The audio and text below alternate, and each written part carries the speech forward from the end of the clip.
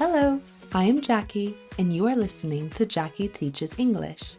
This podcast is designed to help English learners improve their listening skills, gain new vocabulary, and learn more about the English-speaking world.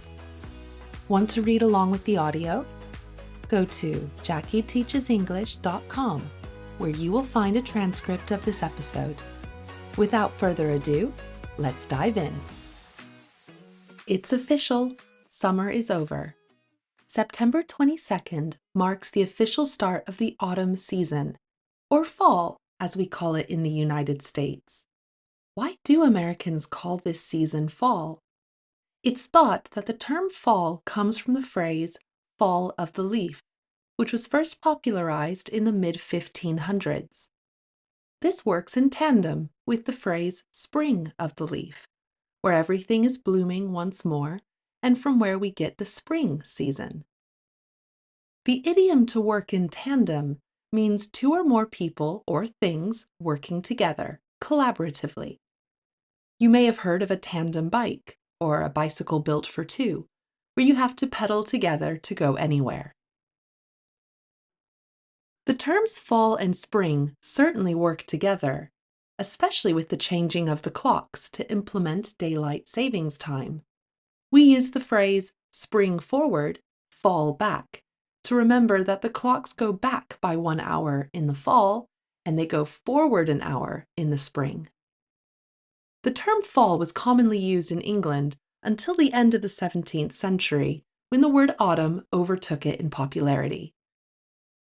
As the English colonies were already up and running across the ocean by this point, the term fall has continued to be used in the United States to this day. As an American living in the UK, I personally love both words, so I will use both of them in this podcast to keep it fair. No matter what you call it, the season is well and truly upon us. The phrase to be upon someone means to be something that someone will experience or have to deal with soon. Autumn is upon us, which means that I need to, sadly, say goodbye to my beloved summer. I am a summer child, and I love warm weather, so it's going to be hard for me to adjust to the longer nights and cooler days of the next couple of months.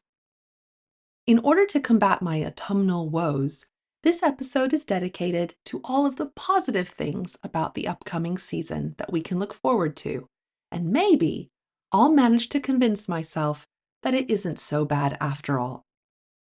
First up, let's tackle the cooler weather.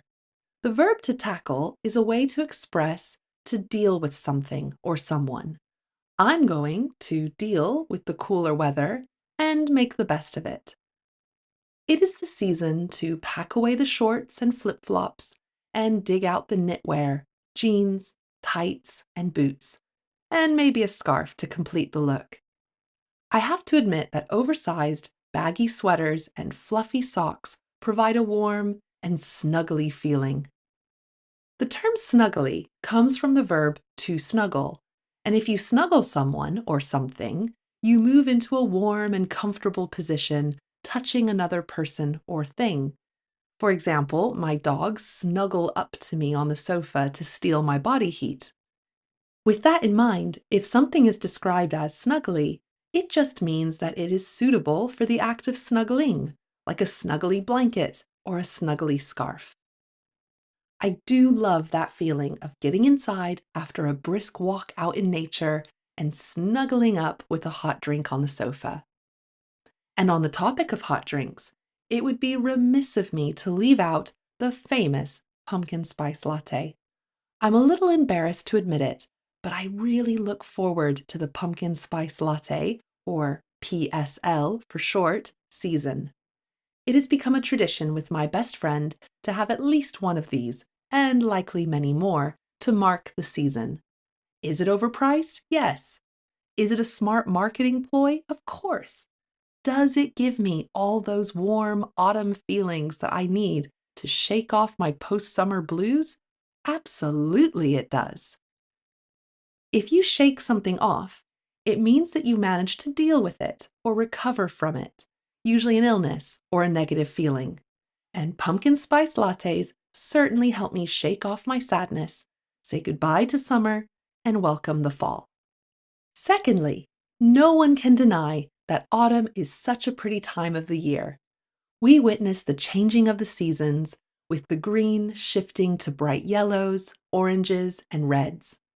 This is something that I didn't get to enjoy as much growing up in Texas, as most of our trees are evergreen trees, meaning that they don't lose their leaves in the winter and they don't change color. I love taking my dogs for a walk in the woods here in England near my house and experiencing the crunchy leaves under our feet.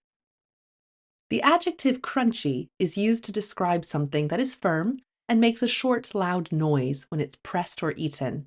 We often describe potato chips or cookies as crunchy, but this can also apply to things in nature, like crunchy leaves or crunchy snow. Speaking of nature, fall is also the season for mushrooms, and I love seeing these beautiful and odd-looking things crop up everywhere I go. If something crops up, it happens or appears, often unexpectedly. I'm fascinated by these incredible fungi and like to draw them in my sketchbook. My dogs may not be so interested in mushrooms, but they get really excited when they see all the squirrels out and about, collecting acorns and preparing for their winter hibernation. Besides acorns, the other autumnal sight to see on the paths in England are chestnuts. When I first moved to the UK, my husband taught me about this children's game called Conkers. This traditional game is played between two players, each with a chestnut threaded onto a piece of string. They take turns hitting each other's chestnut, or conker, until one breaks and the winner is declared. It's a fun game, no doubt, but I think I like roasted chestnuts even more. Finally, the best way to embrace the season is to look forward to all of the upcoming festivities that fall provides. This is the season of pumpkins, and across the USA, families will be heading to pumpkin patches to take festive family photos, select a pumpkin to take home, and treat the kids to a hayride. A hayride is what it sounds like. It's a traditional North American activity consisting of sitting on hay, that dried grass used to feed farm animals, in a cart or wagon, pulled by a tractor or horses. Nothing gets you into the seasonal spirit like scratchy hay on your legs, right? With the pumpkin back home, you can carve it. Pumpkin carving is one of my favorite activities of the season, and I admit that I take my pumpkin art quite seriously. Traditionally, we put a candle in the pumpkin and put it out on our doorstep for Halloween. If you have a lit pumpkin outside your door, expect trick-or-treaters to ring your doorbell and make sure you have candy ready. I used to love getting dressed up and going trick-or-treating with my family and friends, but sadly, I'm now too old for it. And the autumnal fun doesn't stop in October. Here in the United Kingdom, we also celebrate Bonfire Night, which falls on the 5th of November. I'll dedicate a full episode to this historical tradition closer to the time, but it involves a big fire, fireworks, and hot drinks to warm you up.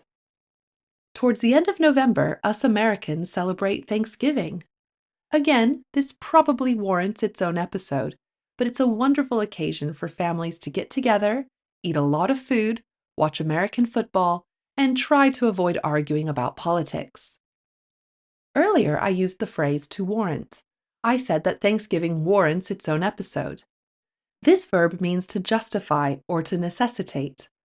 I'm basically saying that there is so much to say about Thanksgiving that I need a full episode. So there you have it. I've presented my 3 reasons why autumn is a great season after all, and I think I've managed to convince myself to let go of summer and embrace this great time of year. And after teasing 2 upcoming episodes on seasonal traditions you can look forward to, I'm going to wrap it up here. Thank you so much for listening to another episode of Jackie Teaches English. Remember that you can find the annotated transcript for this episode, along with information about online English lessons and much more on my website, JackieTeachesEnglish.com. And if you like what I do, please follow me on your podcast app and leave a review. You can also write me a comment and tell me your favorite thing about autumn. I'd love to hear from you. So wherever you are in the world, have a wonderful day and enjoy the season. Bye!